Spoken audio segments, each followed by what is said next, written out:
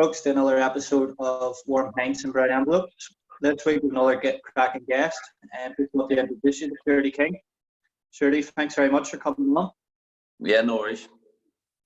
So, in terms of the day, basically similar to the idea that last week, we'll go through a wee bit of a run through of your football career, try and have a bit of laugh through stories and things like that. But just before we get into it, in terms of lockdown and that, manager Banbridge, any keeping the boys ticking over, or how are they getting on? It's been in contact like every week, but it's tough. Like basically, I'm not one of them managers who's going to check up on everything. I just let them know as long as they're taking over themselves. I trust them, so I don't check up on them very much. I just ask them what they're doing or whatever, and they would come back to me. But yeah, all good. We're a bit bored now. The boys will want to meet up and all, whatever. But like, so we're doing Zoom calls and stuff like that there. But it's totally different to being in a change room and having a bit of banter. It is, isn't it? There's only so much you can really do. This we can call like a wee way. We'll just back on anyway. Stuarty, so for youth football then, where did you start? I'm originally from London, so I'm playing youth football with local teams down home, and basically got in county teams, stuff like that there, and started off with Oxford United Stars and stuff, playing junior football, and then about 14, 15, I started playing for a team in Belfast as well, so St Andrews, and that was it. Like, it was great times. Good, I wasn't saying I was the greatest footballer in the world, but I done okay, and I worked hard, and I just loved it. Like, it was just playing with your mates and playing football constantly, and a bit different to what kids are like now, but just couldn't stop playing. Yeah, quite a bit of travelling then from. Yeah, basically it was I was playing local stuff, and then I got a phone call to join St Andrews, and I knew a few of the boys who were in the junior Northern Ireland squads, played for them. So I just thought it was an opportunity. And to be fair to my father drove me up and down every Saturday morning to play for them. And to be fair, it sort of put me in the shop window a lot more. The team was full of youth internationals, senior internationals now, like 𝘗𝘳𝘕 and Stevie Carson and stuff like that there, and Andy Hunter, those Irish League players played in the team. So it was definitely worth my while, and total different class, between playing for St Andrews and playing for a local team in London. Yeah, and then you did get a move then across the water to Preston. How did it come about? Lucky enough, playing for St Andrews, I got in the junior international team, the schoolboys. That sort of put me in the shop window, and games were on Sky and stuff as well, which was great when you're a 15-year-old lad. Like, but yeah, I don't want to sound like a big-headed idiot here, but I had a choice of a few clubs, but a lot bigger ones in Preston. But I just thought Preston was the right move for me, and I felt wanted more there than I did anywhere else. And lucky enough, I got a move when I was 15. So it was a dream come true. Yeah, quality. In terms of adjustment to full-time football, how did you find it? I loved it. I don't know, when I was a kid, all I wanted to do was a professional footballer. So I went over to YTS, and I was 16 years of age, living away from home, and I was on 42 quid a week. But that's exactly what I wanted to do. Like, I couldn't ask for any more. I loved it, waking up every day. You had your chores, but you were looking at first team lads, and you want to aspire to be them, but you're training every single day, and you're getting paid for it. And lucky enough, there's another lad from Northern Ireland there who's a couple of years older than me, called Paul Morgan. He's from 𝘗𝘓𝘳𝘴, and he looked after me, and me and him are best mates to this day. Like, so he helped me settle, and I loved it. I absolutely loved every minute of it. Yeah. See, in terms of doing the jobs, not with the first team, they caned you for not doing the boots or anything like that, or were you well? Yeah, doing boots and cleaning boots, and it was great. It was I used to clean a guy called David Reeves. He actually went on home the yards one time, but Reeves was our top goal scorer, and every time he scored, he gave me a tenner. So I loved it. You know what I mean? But yeah, like, used to clean boots, used to clean change rooms, leave the kit out for the pros in the morning, and I was like 95, but listen, I was my element. I loved it. Young lads now don't do it. When they go across the water, they don't do any of that. But I think it sort of kept my feet in the ground, and then yeah, straight away I was pushing, and I was doing quite well, but I still had to go and do all the chores, and I was just part of it. Yeah, exactly. I would listen to a lot of like pros and stuff doing interviews and that. There's like the older side of pros who were brought up by the YTS, so like the kids should be doing these still to keep them grounded rather than a big contract coming to them. Yeah, I think well, listen, it might be different if I was a young pro now, but the money they get now, that they wouldn't do the chores, they wouldn't do it. They just think they're bigger than that. Whereas I was a small club, we didn't have much at the time. We were in League 2 at the time when I first went over League 1, and as I said, I was on 42 quid. So listen, it kept my feet in the ground. I mean, and it gave me more drive to be a first team player. I knew if I got in the first team, then I would have more money and get a new contract or whatever. So it drove me to become a professional as quickly as I could. And then Davy Moyes was there then, wasn't he, when you were? Yeah, Moyes was the assistant, and Moyes sort of took us, the Northern Ireland lads, because his mother's from Korean. So he was phenomenal. He was unreal. He looked after us. He was assistant manager and he was reserve team manager. So it was, playing reserves every week sort of made it a lot better, and he pushed you big style. And within a year, he became the manager, which is great for me. And yeah, I couldn't talk highly enough about him. He was phenomenal. His work ethic, his training, what he'd done for the young lads. He gave him time. He never stopped working, and that's how he became successful and how he got the Everton job and then onwards on the 𝘕𝘦𝘕𝘴 job and things like that. Could you see from the outset then that he was going to be successful and get bigger jobs? Yeah, he knew he wasn't good enough to make a career or make a living out of football after he was meant to finish, you know what I mean? So he went on his coaching badges early, but you could see he really wanted to be a coach or a manager. He constantly learning, constantly going and doing courses. But he was at the football club 10 hours a day, 7 days a week. He was the first person there, last person to leave. And he non-stop. And when he finished with first team, then he would go and spend time in the reserves and the youth team, and he went to every match. He done all his own scouting. His work rate was unbelievable. He was a like proper pro. And then yeah. He was going to give you your first team debut then, or? Yeah. A wee bit of a funny story about it. I was away. We were playing on the way up. We were playing 𝘗𝘳𝘯𝘵 away in it was the auto windscreen or something like that. And Moisey calls me in the bus and he goes, "Oh, you're playing tonight, so or you'll play a part tonight or whatever." So Peter Beardsley was playing for 𝘗𝘳𝘯𝘵. Right. And, game went to it was like the second or third round of the auto windscreens, and the game went to penalties. And I missed a penalty in my debut, and we got knocked out. So I was 17 years of age. I'm making my first team debut as a professional at a professional football club, and I missed a penalty. So I'll never live it down. But I was devastated. But all the first team lads were buzzing because then the second round was the following Monday night, so they would have to be in the weekend. So they were buzzing that they got the weekend off. I was sitting in the back of the bus, crying my lights out. Bring my dad. Tell him that I missed a penalty in my debut. He couldn't believe it. But see, when he did pull you to the side, I take it you had no real inkling until going on the bus. But when he pulled you to the side, were you shaking yourself? Or you? Yeah, I knew I'd be in the squad. I had an idea that I'd be in the squad, but I didn't know if I'd get a shirt or I'd be, because there was plenty of times before that it always took 17 games or whatever, and I was always the one man that was left out. So I knew I was pushing to get close to it. So I think being the all windscreens and give an opportunity to throw me in. So I had an idea, but I didn't know for sure. But yeah, petrified. I was about 4 stone wet. A wee skinny winger, but it was amazing. I couldn't believe it. I didn't have a mobile phone at the time. Had to lay on the senior players' phones. They rang home. They say, "Listen, Dad, I'm getting a game tonight." So yeah, it just shows you the difference in not having a mobile phone and things. You know what I mean? But yes, it was phenomenal. I absolutely loved it, and yeah, it was just amazing. And then because from that, then I got a contract. A pro contract straight away, and basically after that, so it was great. Yeah.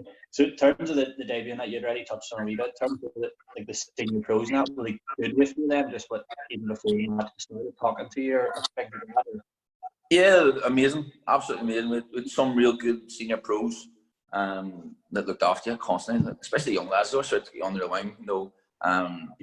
And then basically when you're in training, there's obviously reserves and youth team that train on their own, reserves that train mostly on their own, and then obviously first team. But sort of when you get pushed up from youth team to reserves, and then reserving the first team squad, when you're training them every day, and then you're just part of a squad. You know what I mean? Senior lads looked after young boys. Like I was obviously the youngest player there at the time, but yeah, a lot of senior players sort of took me under the wing, and we're still friends now. The day, like Sean Gregan and David Ayres, and a guy called Gary Parkinson.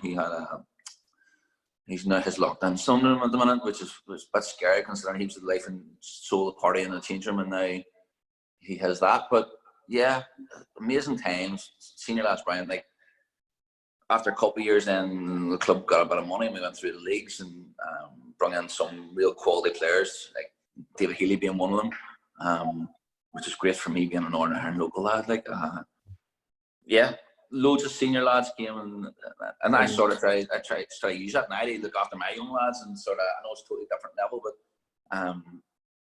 yeah, I just honestly I wish now I was still there. You know what I mean?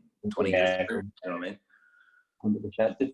A few weeks moves then into Scotland. What was the moves like in Scotland? Ross County? Yeah, at the time Preston were pushing for championship football, and yeah, I got a chance to go to the first one was Ross County, so I was totally out of the blue.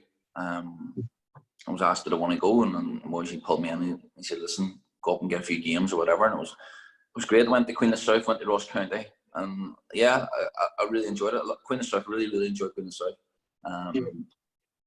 Got a bad injury, I done my knee in it, but the first month or two went really well, playing decent football and playing at Hampton and stuff like that there, against Queen's Park and stuff, which was great. But they were all part-time, and so you were training with Preston and then you were going up and training with them during the week. Sort of like the Irish League, you were training Tuesday, Thursday, and then a match on Saturday. But the other days I was back playing with Preston, so it was a bit of travelling. Ross County was different because it was 6 hours away from Preston. Furthest north you can go, coldest place in the world. But yeah, I stayed there for 3 months, but I didn't play much games. But Queen of South was playing, and I really enjoyed it. And yeah, great wee club. And it was good. It was handy too for my parents. Jump in the boat and get over to Dumfries to watch a match. You know what I mean? So ideal for me. Quality. And then in terms of a few stints for South End and that, but then the main came back home. Yeah, what happened? Moisey released me. Preston got beat in the playoff final against Bolton to get in the Premier League. And Moisey said, "Listen, Stu, you're not going to play in the first team," which is fair enough. You know, I wasn't at that level. I knew I wasn't at that level. So basically what happened, he said, "There's clubs here want to take you on a month-to-month contract." So I went to Oldham, had a month-to-month contract, and then Southend came in. I went to Southend on a month-to-month, and basically wasn't playing. And I basically got a phone call by Davy saying, "Do you fancy coming back?" And that was it. First playing home, I left my mate in the lurch. I left my mate in Preston. We had a house together. I went and packed my bag up. He's at his girls, and I was on the boat. I left him in the lurch, but yeah, I ended up signing for Linfield, and basically I went and I think I played a reserve game against the Glens or something, and a Steel and Sons game or something like that, and then the following Saturday, Big Davy threw me in straight away. So yeah, Brian, I was petrified going to see the big man, but it was the first night going to see Big Davy. But listen, it was ideal at the time. It was better, a bit of security. I was home. I wasn't on a month-to-month contract, and yeah, I obviously wanted to play senior football in England, but I wasn't at that level to play it. So coming home was the next best option. Yeah, so you're getting plenty of football and things like that. In terms of your first season then with Linfield, basically you were right away in winning leagues, weren't you? Yeah. No, not. I don't think the first year we struggled. We won the Irish Cup. I think we won the Irish Cup the first year. Chris Morgan scored 2 in the final. I think the following year we won the league or whatever. But yeah, thrown straight in. loved it. Played a lot of games, done all right. I wasn't the best player in the world, but I done all right, and I really enjoyed my time there. It was phenomenal, winning trophies, big crowds. Yeah. Best change room I've ever been in. The lads, like, phenomenal. All pals, all went out together, all socialised together, all won. Every Saturday you're winning, every Saturday night you're out, all over your partners or whatever. And we still do it this day. The same group of lads all still hang about, and phenomenal. It was brilliant times, like it really was. And I was a young boy, like I was 21, 22. Spent after 5 years in England, coming home and basically thrown into the limelight in Northern Ireland. You know what I mean? You're playing for the biggest club, biggest crowds, everyone knew you, and some real good times, and loads of great mates out of it. You know what I mean? It was brilliant. So you mentioned there the changing room. So you had what? 𝘍𝘯𝘷𝘦𝑐𝐀𝐑𝐓, Glenn, like big, bigger than the demand.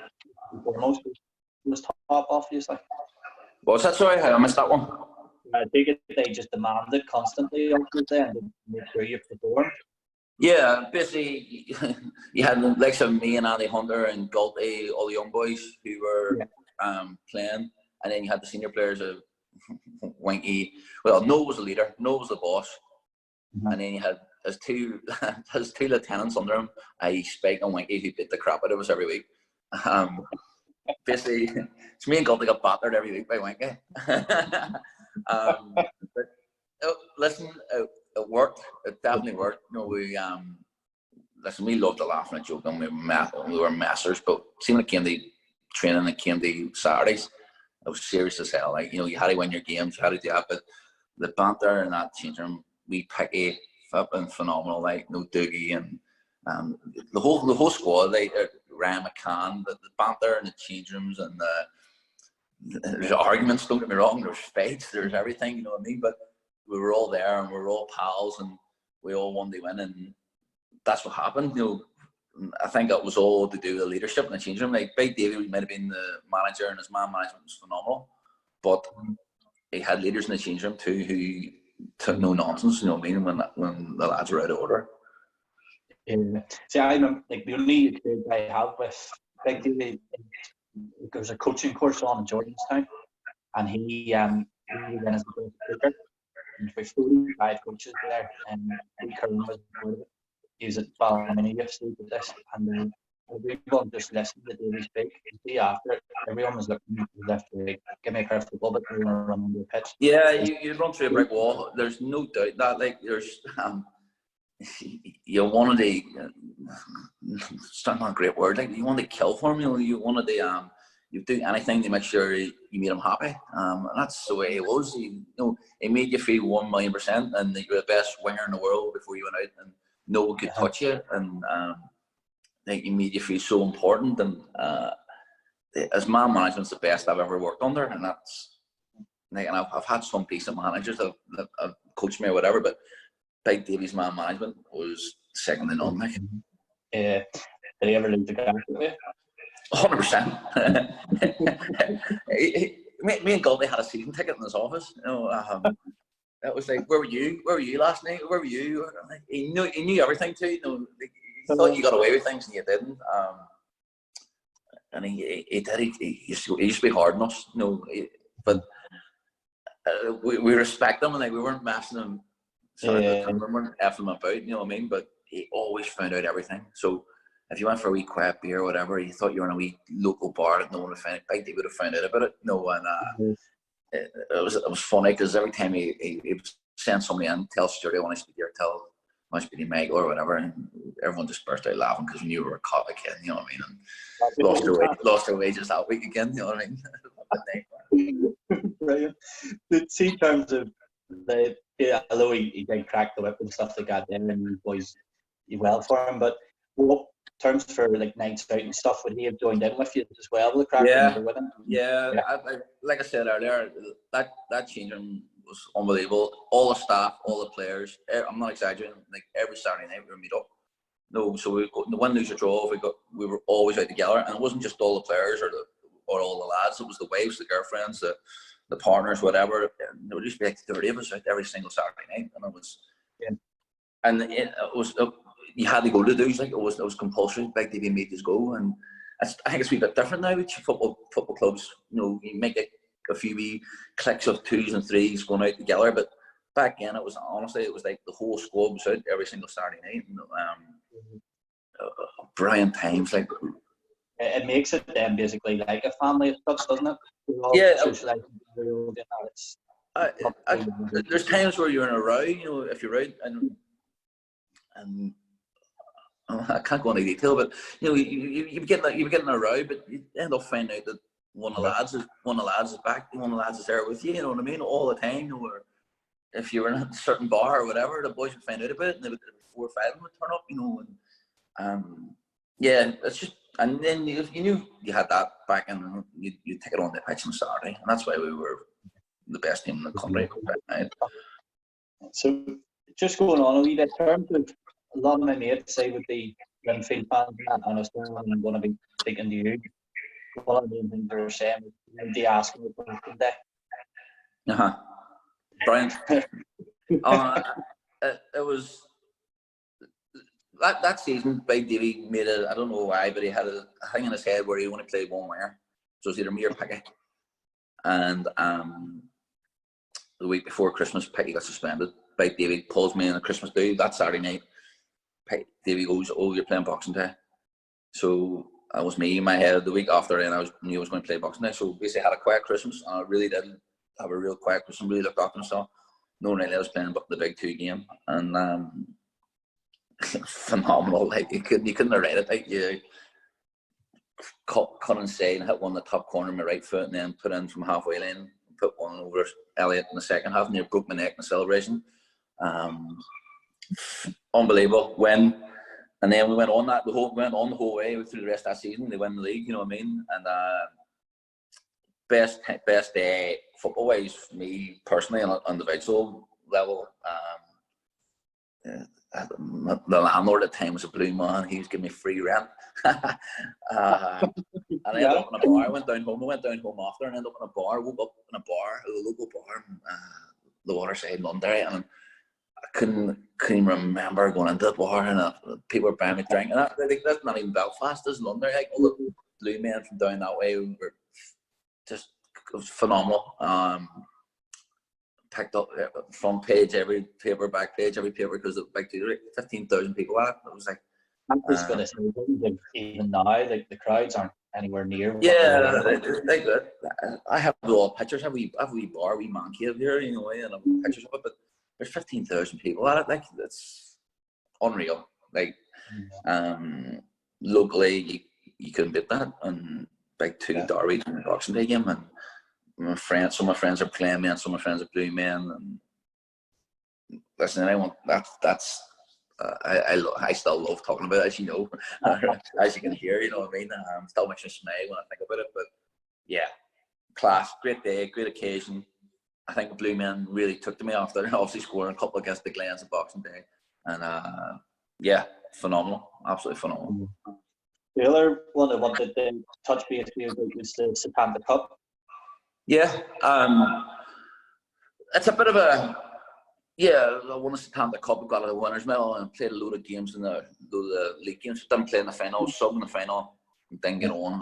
Don't get me wrong, pissed me off. It really pissed me off, you know what I mean? But Big Davy made a conscious decision, and we played the Glens in the semi-final, and we did the Glens. Big Davy said he was going to go with that team in the final, which was fair enough. But yeah, what a win! Best club in Ireland at the time. Did a so-called full-time outfit on their own patch, and God, we partied. We were phenomenal. We were phenomenal that night, but we stayed down in 𝘗𝘕𝘕. All the boys had honestly, them 2 days were unreal. The bus on the way home was so funny, and where bonus money and all the young boys went to Anapa for 2 weeks straight after. So it was we partied for about 2.5 weeks because of Setanta, but it was the best occasion for Linfield. The first team ever to win that competition. Big money at that time. It was massive money at the time, and amount of blue men in Dublin, and the way the lads performed, it was unreal. Yeah, real good night. Like, did you go in thinking you would go in and win it? You know, I'll be honest, you see, after 20 minutes, we were getting the run around, we were getting chinned. And everyone knows the story well, and a lot of people know that a right winger, he was absolutely phenomenal, and Darren Murphy got warned by Davy after 20 minutes if he doesn't sort him out, then he's getting hooked. And Murph sorted him, and that's where the game changed like that, straight away. Just totally changed, and we grew into it. But like I said, we had so many blue men down there, and I think we were confident. You know, we played. I remember our first game we played Longford Town, I think, and we were poor. And when we go for, we need to pick up our ideas here. And then the next load of games after that, when we picked up big style. So, we knew we were underdogs, but we went and done it. You know what I mean? And I talk about the camaraderie and the teamwork and the team. I think I showed in abundance. That thing. That's what I was going to say. In terms of, you just knew how to win games. Yeah. So it's probably a big thing that will keep you going against any opposition. You know, if you know how to win a game, you'll be close as long as you keep the learning and then. Yeah, and I think we had at that time the four best strikers in the whole country. We had Glenn, we had Peter, we had Davy Jeffrey, we had Chris Morgan. I think Justin McBride might have been at the club at the time too. I'm not sure now, but the four best strikers in the country. So, you know, as a winger, it was brilliant. And you crossed the ball, and one of them boys got the end of it. But we knew we had the best team in Northern Ireland. After that game, we knew we were the best team in the whole Ireland as an island. You know what I mean? And phenomenal, absolutely phenomenal.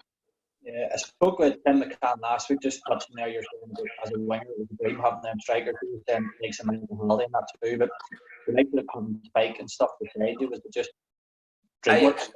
It was on. Like, listen, I always like to try to beat players, and I remember getting a bargain one time because it was Tony Gorman giving me a bargain, and we travelled together. He's from Letterkenny, so we travelled. First year was Linfield. I was travelling from London, so before I moved to Belfast, and Tony used to come up. We used to travel together up and down to the games, and Tony gave me a bargain one day in the car about stop trying to beat men, just put the ball in the box, and Spike will hit the end of it, and it stuck. Don't be wrong, I like getting at people and whatever, but that's when I was quick back then. I couldn't do it now, but Tony just put the ball in the box and Spike will do the rest. You know, and that made you look good as a winger. You know, and Spike was getting the end of your crosses every week. He made it easy for me. But yeah, that's it. You put the ball in the box, and if it wasn't Spike, it was Peter. It wasn't Peter, it was Davy. It wasn't Davy, it was Chris. No. Class. Yeah, unreal. Because I remember, like, years ago when I was looking at the Irish team score for BBC, and you just say that one or two scored two a game, and the one's got another one. Just goes to the side, like your midfielders scoring goals, you always rely on your strikers that they'll score goals. Yeah, every season, I think when I was in the midfield, we had a striker scoring 30 easy, and the other one scored 20. 30 goals a season, Irish League, easy. In fact, you would probably have Spike and Peter doing it, or I remember Chris Morgan got over 31 year too, and Lammer's chipping in every week. You know what I mean? So yeah, the four of them together was class, like pure class. Just all down to your balls, I suppose. Nothing to do with my crossing, like no chance. Absolutely nothing to do with my crossing. So in terms of you then, after 4 seasons, so you've moved on to 𝘕𝘦𝘹𝘵 then. Is it Tommy Wright picked you? Yeah, Tommy was a coach at Linfield, and basically I'd won everything. I won the Irish Cup, the league, obviously the League Cup, blah blah blah. And the last season I was at Linfield, I had another year left on my contract. People think everyone says Stuarty King, Big Davy let me go, but I had a year left. I swear to God, I had another year left on my contract. But what it was basically Tommy, me and Tom were close, and Tommy took a 𝘕𝘕𝘹𝘵 job, and he just offered me game time. And the season before that, I was involved in every single game, but I'd say 80% of them or 75% of them, whatever, were sub appearances, and I was fed up being sub. I was at a stage where I could have stayed at Linfield and picked up a couple of quid or whatever, but I'd won everything. You know, it wasn't as if I was chasing trophies or anything. You know, I'd won everything, and I just wanted to go and play, and I went to 𝘕𝘕𝘹𝘵 with Tommy, and yeah, at the time I thought it was the right decision, so I just went with my gut, and Tommy pushed it, and I ended up signing for him. Yeah. What was it like coming to 𝘕𝘕𝘹𝘵? So you're used to Linfield with being serial winners, lifting trophies, all that there. Was it hard to adjust to 𝘕𝘕𝘹𝘵 having had a trophy in a good while there? I'll be 100. I don't think I've ever said this, but I'll be 100% honest in interviews, whatever. But when I talked about Linfield being always one in one change room, I went to 𝘕𝘕𝘹𝘵 and it was clicks everywhere. Right. There was the Glentoran click, there was Gary Smith and Tim McCann and Rory, and then there was sort of the Linfield click, and then there was a click from Derry or Londonderry, whatever. You know, there's guys from there, and we weren't always one. We were all, and I think that's the thing about 𝘕𝘕𝘹𝘵. You know, you get boys from the Waterside and Derry, or City Side, Derry, whatever, and you get boys from Belfast, and then you get boys from our clubs. You know, and it was totally different. Listen, everybody at that club were brilliant. The lads were brilliant. I still get on really well with Tommy, but it just didn't work. With Scotch boys coming out, Kevin Kelby, who's probably our best player at the time, he was flying in for games, and yeah, listen, we were a decent side. We were a decent side with decent players, but it just didn't click. It just didn't gel, and that's probably the reason why we didn't win trophies, because we had a good enough side to go and challenge. You know what I mean? Definitely did. See, on that, I played pre-season against you under Tommy, so they would always 𝘕𝘕𝘹𝘵 would just always come down to Tim in the corner on their champion and things like that. They've stopped doing it now in the last few years, waste their time, but they always just come down. We played against you. Don't know what score, and I remember just coming out of the change room, our place right. Go up into the clubhouse, because I was a kid at the time. I went left just to go into the car, and Tommy right and Ray Hammer are head to head at the just 22 for me. I was going, fuck, I shouldn't see this, or what they do is just go and they're going, all right, lads. Rory, you want somebody for your podcast, you get Rory on and he'll tell you some stories, that man. But yeah, Rory one funny boy, I tell you. He tell you what, he was good footballer too. He was full international. No, but he was funny. But him and Tommy never seen eye to eye. I don't know. I think maybe the Linfield thing. I don't know. Maybe Tommy coming down, and there, like Tim McCann didn't last very long up with Tommy there. Rory was the same. Gary Smith probably was our best player. He was a big, strong leader, but yeah, Rory and Tommy didn't really see eye to eye very often. I remember just going out like 17 at the time. I just got the run around. I was like, "Fuck me! I don't think I should be seeing this." And it's like, "Oh, what was it like?" I was like, "Can't mind the match," but then we were head to head after it. Something to talk about.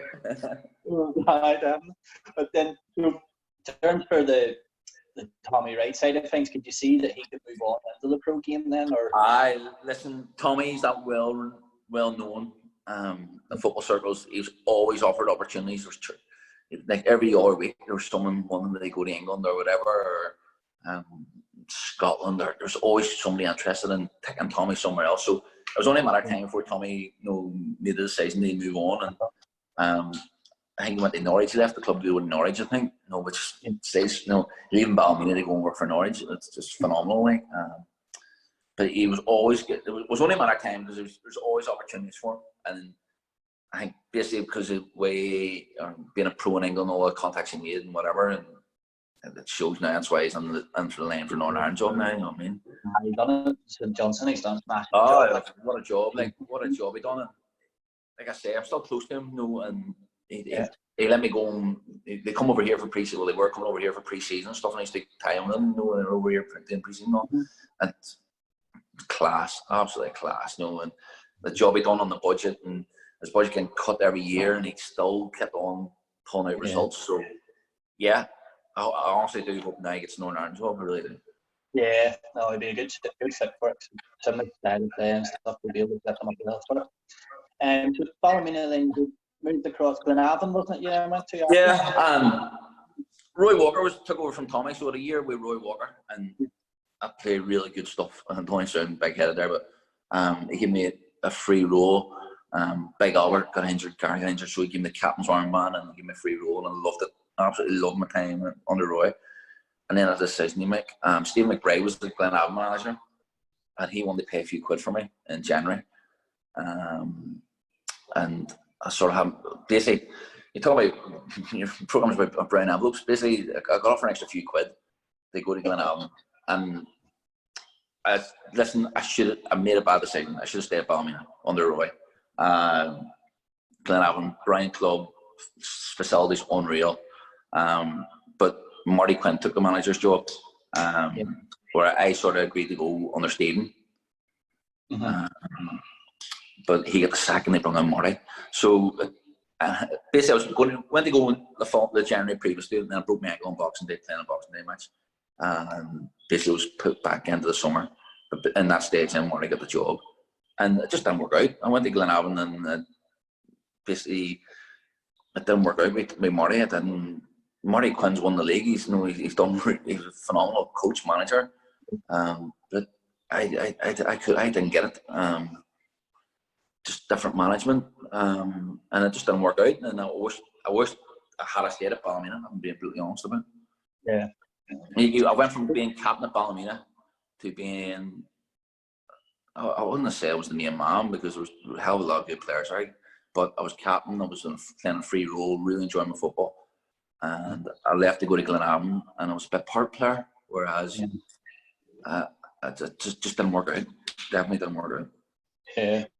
Then looking through the GT spell, then just dropping down into the likes of Welders, Larne, Ballyclare.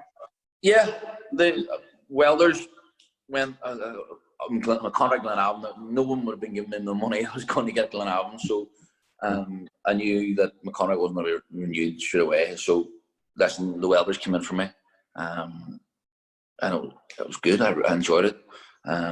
Decent wee club, it was close to home. My missus had her first child, so it was handy for me, and I loved it. Basically, the manager, after a while, then I went and played local stuff for a while, and I ended up going to Larne. Now, I joined Larne at the wrong time, didn't I? But Larne, I went to Larne, and Larne was brilliant. I swear to God. This was before they had any money, no money, really struggling money wise. It cost me, I in that time I moved to Banbridge, so it was costing me money to play for Larne. But it was class. It was real. We had a really small squad, but it was a real good team. I had like loads of young managers. Dave McLennan took a manager's job after the first year, and we really built on it. And we got better, and we became a real decent side. And all the lads that were Larne at that time were all still pally. We all still hang about, still going holidays every summer. And I really, really enjoyed it. But I had at the end of basically, I was playing away. I was captain some weeks, blah blah blah. But I was at the end of my career. Basically, I got offered a coaching job at Ballyclare, so I went to Ballyclare under my mate Davy Jeffrey, and that's another thing. I should have stayed at Larne. Basically, Davy left because of me giving off the committee member one time. But no, I was living in Banbridge, so it didn't work out. And then I ended up in Banbridge because I was finished with. I got the sack at Ballyclare, and at Banbridge as a player, and then. Basically, within 6 months, the manager left. He asked me to be assistant. He left for personal reasons, and the club asked me to take it on. And I've been here, and that's it. Like so, when you're going to Welders, Larne, and things like that, was that always in your head that you wanted to be a manager, or was that just Keen's? Well, I don't know why, but I really took it on the after I left Linfield. I sort of, when I went to Ballymena, after being made captain, I sort of took it under my wing that I wanted to help young players. I don't know why. listen, I always want to be involved in the game of football. I didn't want to be a manager or whatever, but I always had the idea. My friend was picking Ballymena reserves. When I broke my ankle at Ballymena, basically I couldn't play for 6 months or whatever, so I helped my mate out in the reserves, and that was, Davy Jeffrey was part of it. Yeah. And 𝘕𝘕𝘦𝘴𝘕, and I helped them out, and I loved it. I absolutely loved it. And that was sort of my first taste of coaching, and I just thought then at that time, I wanted to obviously play as long as I can, but have an idea that I want to go and coach. And and then I just started doing my badges. And then Davy got the manager's job at Ballyclare, and he asked me to be his assistant. And yeah, that was it. So I had a decision that either stay at Larne and play or become a player coach at Ballyclare. So that was it. I was just doing my badges, and yeah, I still do now. I know I'm a manager at Banbridge, but I still love looking after young lads. I still love getting young lads getting better, being better footballers, and it sort of gives me a wee bit of a pride when they move on and do better things. You know what I mean? So yeah. I know from the kid football and that, like Banbridge would have a good set up. So like Yeah. 2007, so we play the same league at Banbridge, so we have a lot of kids age groups too. So it'd be good to get them into. Yeah.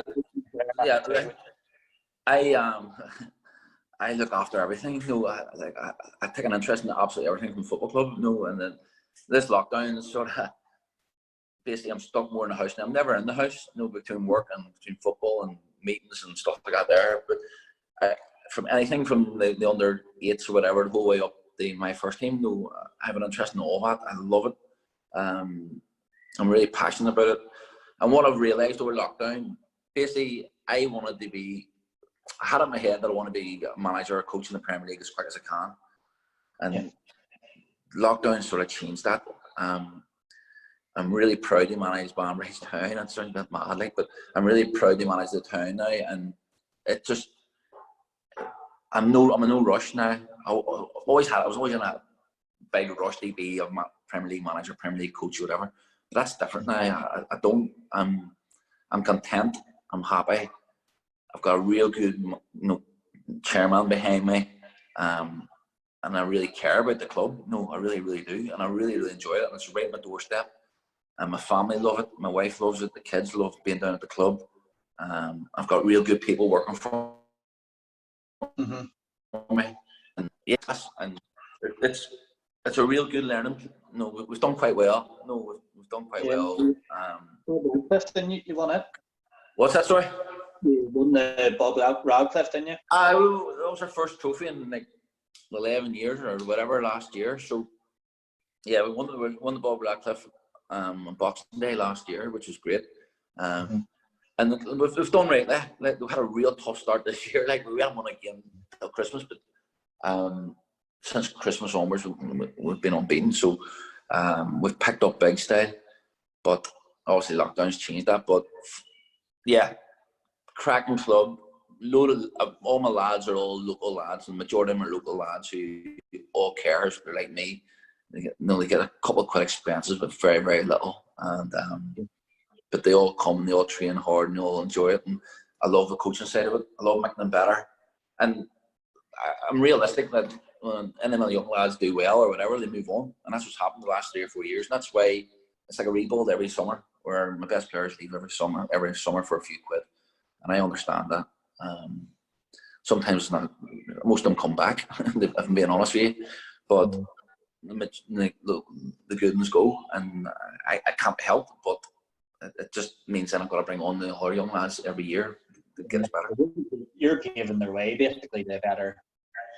Yeah, listen. I in a time I want to manage in the Premier League, but I also want my young lads to go and play in the Premier League,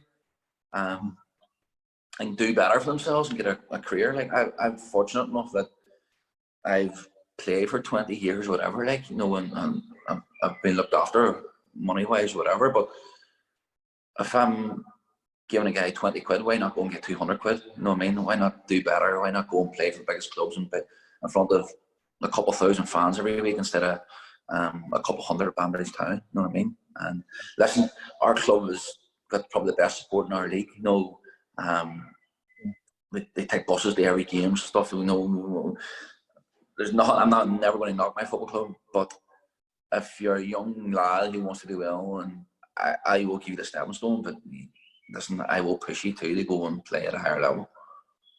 What better man to learn off, as you say, 20 years of experience under you've got pro football, you're winning trophies, everything. So for young boys who should be playing under you, to be fair. Yeah, but I think that it's you have to want it. No, there's young players have to want it and really want to be footballers. No, when you talk to young lads now, the first question they ask you about how much money are you going to give me, which is a bit mad when they're playing.